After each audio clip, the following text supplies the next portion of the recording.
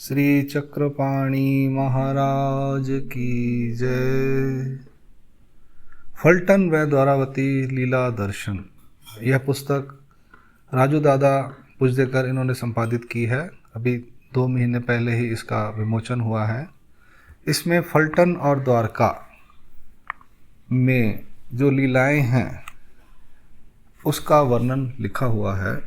तो अब हम आगे चलकर अभी जो 10-5 वीडियो बनेंगे उसमें इन लीलाओं को हम समझने की कोशिश करेंगे। यह पुस्तक मराठी और हिंदी दोनों में छपी हुई है। मेरी दादा से 10 दिन पहले बात हुई थी तो उन्होंने कहा हिंदी में अभी अवेलेबल नहीं है, अंडर प्रोसेस हैं। तो ये मराठी की लीला चरित्र हम लेकर, जो मराठी में लिखा हुआ है उसको हम मराठी में पढ़ेंगे और हिंदी में उसका अर्थ करने की कोशिश करेंगे। छोटी सी पुस्तक है ये, बड़ी सुंदर है, मैंने पढ़ी है। इसमें हमारे को पौराणिक यानी पुराणों के अंदर जो वर्णन आया है उसमें श्री दत्तात्रेय महाराज, श्री कृष्ण महाराज, उनसे संबंधित भी कुछ लीलाएं हमें सुनने को मिलेंगी। तो इसमें अब ऑलमोस्ट 44 लीलाएं हैं। कितनी? 44। तो अभी हम देखते हैं। और उससे पहले इस पुस्तक के अंदर स्थानों का परिचय दिया हुआ है, यानी कि 1, 2, 3 पूना, चाकन, चांगदेव, हरताला, फलटन, माहौर, द्वारका और बड़ोच, ऐसे जो स्थान हैं जो काफ़ी समय पहले से, जिसको पौराणिक काल बोलते हैं हम लोग जनरल भाषा के अंदर, तो उससे संबंधित जो लीलाएं हैं वो आई हुई हैं। इसमें मुख्य रूप से पान पेखने, जो चक्रपाणी महाराज जी का, दत्तात्रेय महाराज और कृष्ण महाराज जी का स्थान है, वह आया हुआ है, उसका वर्णन आया हुआ है। कभी बहुत से लोग फलटन में जाते हैं तो नीचे जो सीढ़ियाँ में उतर के कृष्ण मंदिर है वहाँ पर वो चरणामत लेकर आते हैं, जल लेकर आते हैं। तो उसके बारे में उसकी लीला लोगों को मालूम नहीं है। और बड़ो ये सब लीलाएं जो हैं हम अब करते हैं शुरू, तो उसमें हमें समझ आएगा और काफ़ी ज़्यादा नई जानकारी हमें प्राप्त होगी। तो मैं पुस्तक शुरू करता हूँ। सबसे पहले ये पहला जो वर्णन है, त्रेता युग में श्री दत्तात्रेय प्रभु का चरण स्पर्श।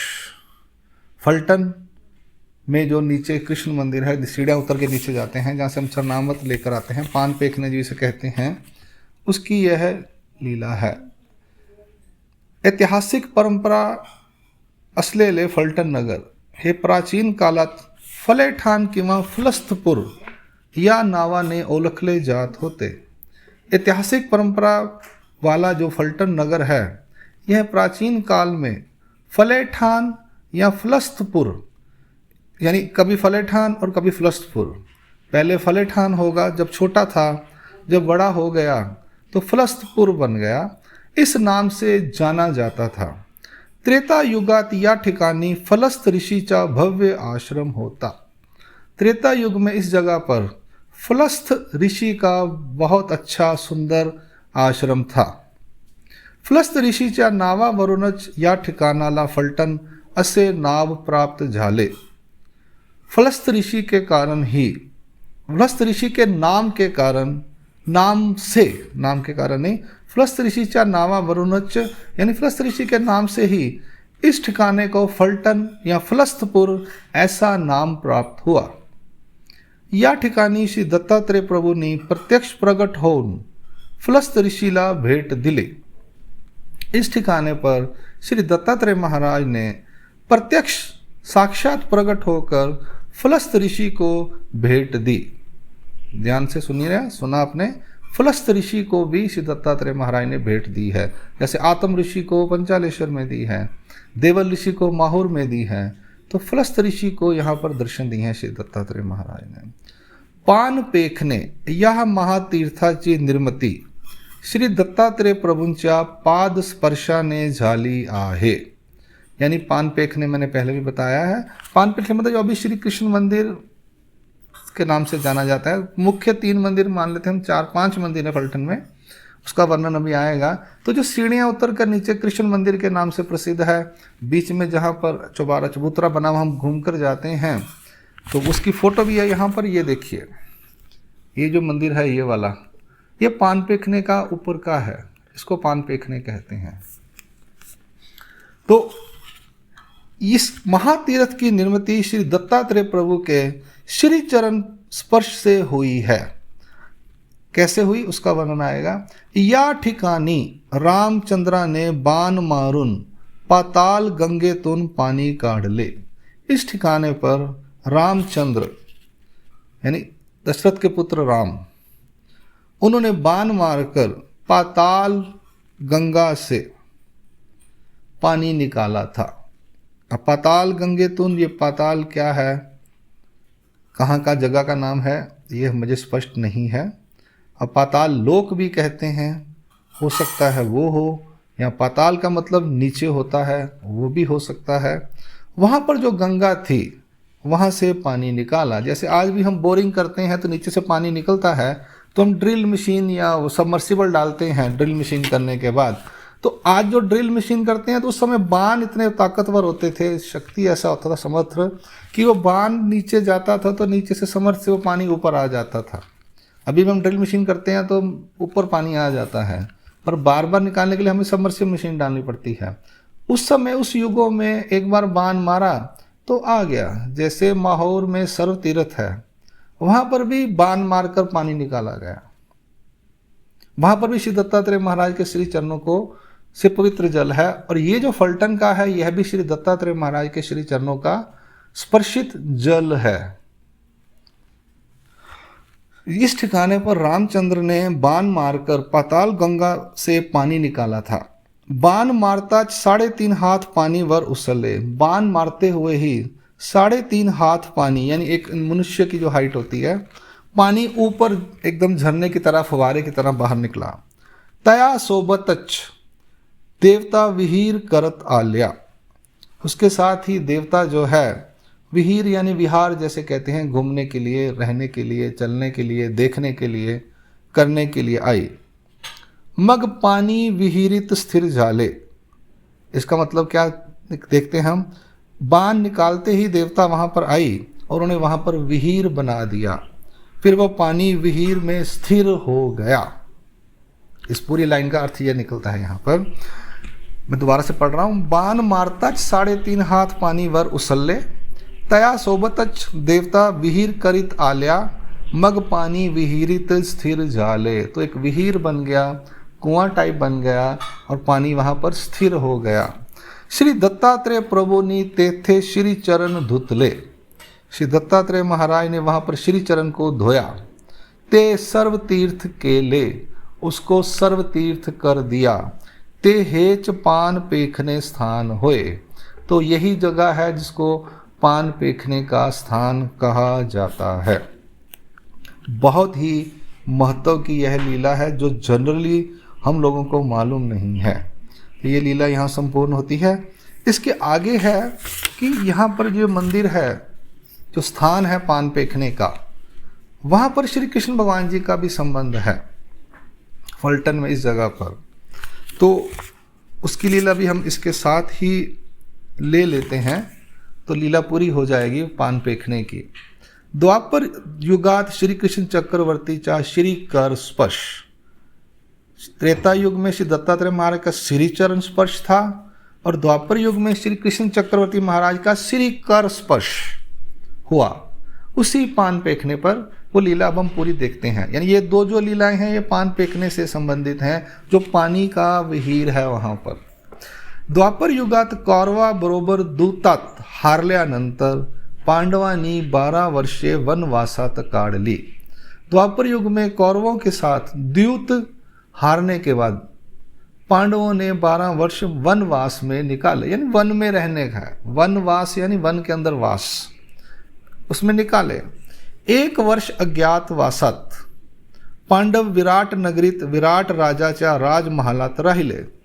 1 वर्ष अज्ञातवास में पांडव विराट नगरी में विराट राजा के राजमहल में रहे। विराट नगरीत 1 वर्ष पूर्ण झाल्यावर वह 13 वर्षाचा वनवास संपल्यावर पांडवांनी आपला परिचय दिला। विराट नगरी में 1 वर्ष पूर्ण होने पर और 13 वर्ष का वनवास संपूर्ण होने के बाद पांडवों ने अपना परिचय दिया विराट राजा को। मग पांडव प्रकाशमान झाले, फिर पांडव बाहर प्रकाशित हो गए कि ये जो 5 लोग अज्ञातवास में थे, 6 लोग ये पांडव हैं, और सब जगह उनका पता चल गया कि यानी कि उनकी आइडेंटिटी डिस्क्लोज हो गई। तेव्हा विराट राजा ने पांडवांना विनंती केली। तब विराट राजा ने पांडवों से विनंती की, माझी कन्या उत्तरा तिच्याशी विवाह करावा। मेरी बेटी जो उत्तरा है जिसका नाम, उससे आप शादी करो। पांडवांनी म्हटले, पांडवों ने कहा, उत्तराचा विवाह कुणासोबत करावा? उत्तरा का विवाह किसके साथ करें? राजा विराटा ने म्हटले, अर्जुना सोबत। राजा विराट ने कहा, अर्जुन के साथ उत्तरा की शादी करें, विवाह करें। अर्जुना ने म्हटले, अर्जुन ने कहा, मी उत्तराचा गुरु आहे, मैं उत्तरा का गुरु हूँ। विराट राजा ने म्हटले, मी तुम्हाला पुत्री दिली आहे। विराट राजा ने कहा, मैंने अपनी बेटी आपको दे दी है। पांडवा ने म्हटले, अब पांडवों ने कहा, श्री कृष्ण चक्रवर्ती ना बोलावा। अब इस समस्या से जो परिस्थिति सामने आई है उससे हमें अगर निकलना है तो हम श्री कृष्ण भगवान जी से को बुलाते हैं, वही समस्या का हल करेंगे। परिस्थिति का हल जो भी सामने उनके आ गई है।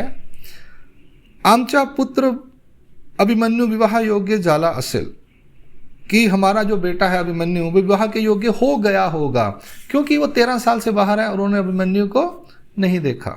और अभिमन्यु कहाँ था? वहाँ पर इतने साल कहाँ पर रहा? हो सकता है श्री कृष्ण चक्रवर्ती भगवान के यहाँ रहा हो। मग विराट राजा ने अतिशय आदर पूर्वक द्वारकेला विनंती पाठविली। फिर विराट राजा ने बहुत आदर से द्वारका में विनंती भेजी। तेव्हा श्री कृष्ण चक्रवर्ती हस्तिनापुरला गेले। हाँ, वो यानी विराट जो था सुभद्रा का बेटा, वो हस्तिनापुर में ही रह रहा था। द्वापर में श्री कृष्ण चक्रवर्ती महाराज के द्वारका में नहीं था। ये आगे लाइन में क्लियर हो गया। तब श्री कृष्ण चक्रवर्ती महाराज हस्तिनापुर को गए।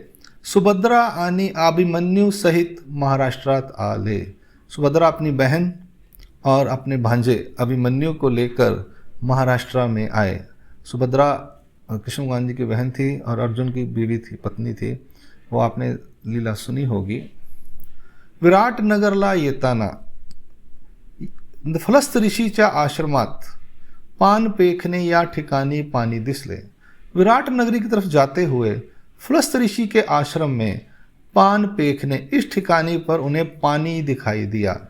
मग तेथे मुक्काम केले। जब हम स्टे करते हैं रात को तो हमें रहने को जगह भी चाहिए, और तब भी ऐसा ही था, पानी भी चाहिए, मुख्य रूप से पानी और चाहिए, और छत चाहिए। तो ज़्यादा ज़रूरत पानी की होती है, कभी भी देख लीजिए आप। तो वहाँ पर पानी देखकर फलस्त ऋषि का आश्रम देखा तो उन्होंने कहा यहाँ पर रात को स्टे कर लेते हैं। श्री कृष्ण चक्रवर्ती म्हणाले, श्री कृष्ण चक्रवर्ती महाराज ने कहा, या पाण्यात श्री दत्तात्रेय प्रभुनी तीर्थ केले आहे, हे तीर्थ सर्वजन घ्या। इस पानी को श्री दत्तात्रेय प्रभु महाराज ने तीर्थ किया है, यह तीर्थ सभी जन लें। अब तीर्थ शब्द है यहाँ पर, हमारे योग धर्म में आता है तीर्थ क्षेत्र व्रत दान। उस टीका में उस तीर्थ शब्द की व्याख्या करते हुए हमारे पूर्वजों ने कहा है, यानी ज्ञानी जनों ने कहा है कि तीर्थ उसे कहते हैं जिस पानी में सामर्थ्य हो। हम चरणामृत या चरणोदक बोलते हैं, वो चीज़ अलग है, तीर्थ अलग है। जैसे माहौर में सर्व तीर्थ है, ठीक है जी, और भी वेरुल में भी तीर्थ है। तो जहाँ पर पानी खत्म नहीं होता और पानी में समर्थ है, चाहे वो देवता का हो या परमेश्वर अवतार का हो, उसे तीर्थ कहते हैं, इस बात का। और चरणोदक या चरणामृत जो परमेश्वर का पूर्व होता है, उसको चरणों को धोकर जो लिया जाता है, जैसे बाईसा माता वो चरनोदक अस्ते ते भक्तासी वाटिपति पूजा अवसर में आप देखिए। तो अवतार से उस टाइम थोड़ा सा जल लेकर जब हम करते हैं तो वन टाइम वो बन जाता है, उसे पी लेते थे वो। तो अभी भी हम मंदिरों में जाते हैं, किसी भी मंदिर में जाएं, देवता के मंदिर में जाएं चाहे परमेश्वर के मंदिर में जाएं, तो वहाँ पर एक छोटा सा रखा होता है बर्तन, उसमें चम्मच होता है, तो वो थोड़ा थोड़ा आपको पीने के लिए देते हैं। देवता के मंदिर में उसमें तुलसी डाल देते हैं, तांबे का घड़ा होता है तो उसमें से थोड़ा थोड़ा चरणामृत देते हैं। ये कैसे बनता है? जैसे हम विशेषों को स्नान कराते हैं उसमें से कई बार हम पीते हैं, उससे हम चरणामृत या चरणोदक कहेंगे। अगर विशेषों का है तो चरणामृत, अगर साक्षात परमेश्वर अवतार का है तो चरण उदक। अगर ईश्वर अवतार का है और ईश्वर अवतार चले गए, एक बार स्पर्श कर कर नेचुरल जगह के ऊपर जमीन से पानी निकाला हुआ हो और वहां उन्होंने चरण स्पर्श किए तो उसे कहते हैं तीर्थ। मैं डिफरेंस समझा रहा हूं, तीर्थ, चरणोदक और चरणामृत में, अपने जो मुझे अनुभव है उस हिसाब से। तो यहाँ पे कृष्ण भगवान जी ने क्या कहा? चरणोदक नहीं कहा, चरणामृत नहीं कहा। या पान्यात श्री दत्तात्रेय प्रभु नी तीर्थ केले आहे, हे तीर्थ सर्वजन गया। इस पानी को श्री दत्तात्रेय महाराज ने तीर्थ किया है, यह तीर्थ आप सब लोग लें। मग सर्वानी ते तीर्थ प्याले, फिर सभी ने वह तीर्थ पिया। श्री कृष्ण चक्रवर्ती ने आपले श्री कर धुतले, उसके बाद श्री कृष्ण चक्रवर्ती महाराज ने अपने श्री कर उसमें धोए। दूसऱ्या दिवशी विराट नगरला विवाह निमित्त निघाले, अगले दिन विराट नगर में विवाह के निमित्त वो निकले। देवा भक्तांची विराट नगरामध्ये भेट झाली, देवा यानी परमेश्वर और भक्त यानी पांडवों की विराट नगर में भेंट हुई। अशा प्रकारे द्वापर युगात श्री कृष्ण चक्रवर्तीचा पान पेखने या स्थानाशी संबंध झाला। इस प्रकार से द्वापर युग में श्री कृष्ण चक्रवर्ती महाराज जी का पान पेखने इस स्थान से संबंध हुआ। श्री दत्तात्रेय महाराज की जय, श्री कृष्णचंद्र महाराज की, श्री चक्रपाणी महाराज की जय। दंडवत दंडवत दंडवत।